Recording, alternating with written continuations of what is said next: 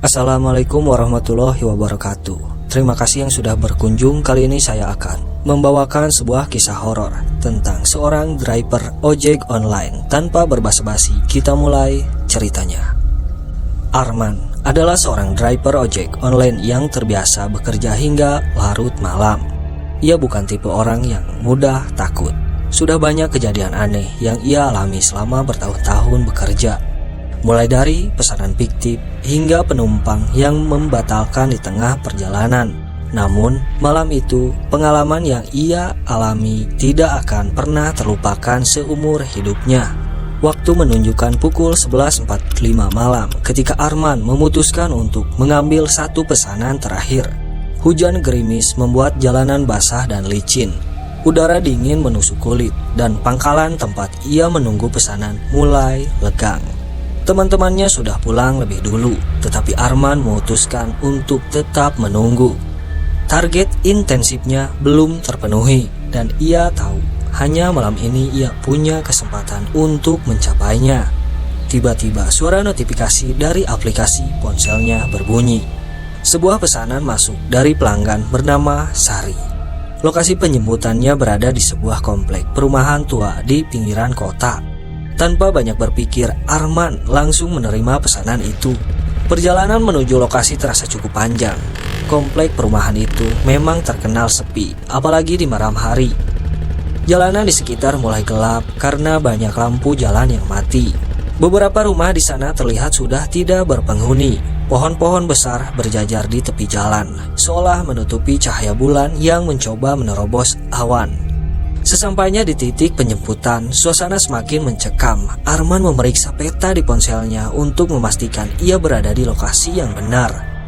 Ia melihat sekeliling, namun tidak ada tanda-tanda siapapun di sana. Hanya ada pohon besar yang berdiri kokoh di ujung jalan, dengan bayangannya yang terlihat mengerikan di bawah lampu jalan yang temaram. Saat ia hendak memeriksa kembali pesanan di aplikasinya, tiba-tiba ia melihat seorang perempuan berdiri di bawah pohon itu. Perempuan itu mengenakan baju putih panjang. Rambutnya tergerai menutupi sebagian wajahnya, dan ia tampak tertunduk seperti sedang menunggu. Arman menarik napas panjang untuk menenangkan diri. Mungkin ini Mbak Sari, pikirnya. Ia segera menghampiri perempuan itu sambil berkata, "Malam Mbak, ini Sari ya?" Perempuan itu tidak menjawab. Ia hanya mengangguk pelan tanpa mengangkat wajahnya. Dengan gerakan lambat, ia berjalan mendekat dan langsung naik ke motor Arman. Duduk di belakang tanpa berkata sepatah kata pun. "Mbak, tujuan akhirnya di mana?" tanya Arman mencoba ramah. Perempuan itu tidak merespon. Ia hanya mengelurkan tangan kurusnya, menunjukkan ponsel yang sudah menampilkan alamat tujuan. Lokasi itu berada di ujung kompleks, sebuah jalan yang lebih gelap dan sunyi.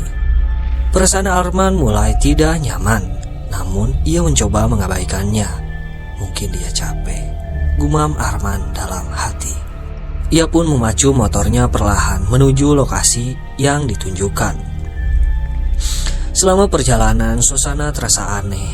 Arman merasa motor yang ia kendarai lebih ringan dari biasanya. Seolah-olah tidak ada orang yang duduk di belakang. Angin dingin terus berhembus, membuat tubuhnya merinding. Ia juga merasa perempuan itu terlalu diam. Biasanya penumpang setidaknya memberi komentar kecil atau mengajaknya berbicara. Tetapi yang satu ini benar-benar membisu.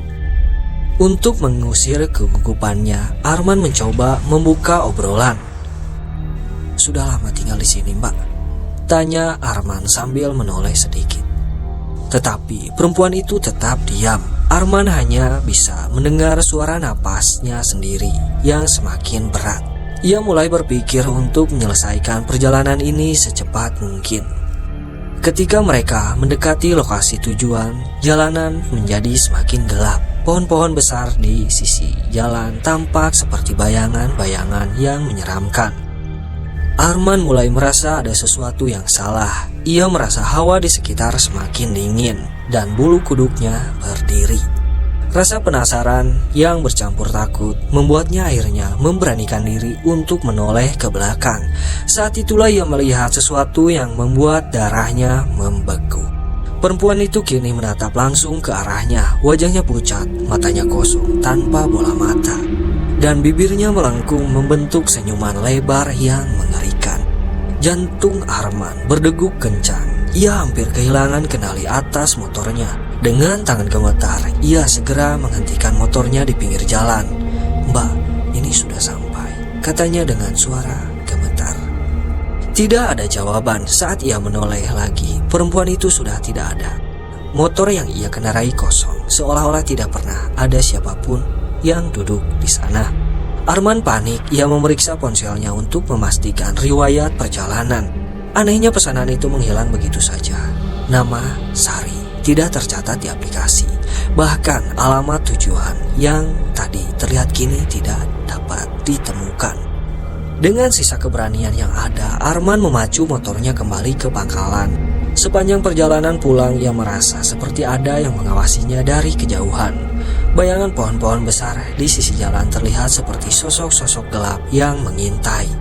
Sesampainya di rumah, Arman langsung menceritakan kejadian itu kepada temannya, Reja, yang juga seorang driver ojek online. Namun, bukannya menenangkan, Reja justru berkata dengan nada serius, "Kamu beruntung, Man." Katanya perempuan itu sering muncul di sana.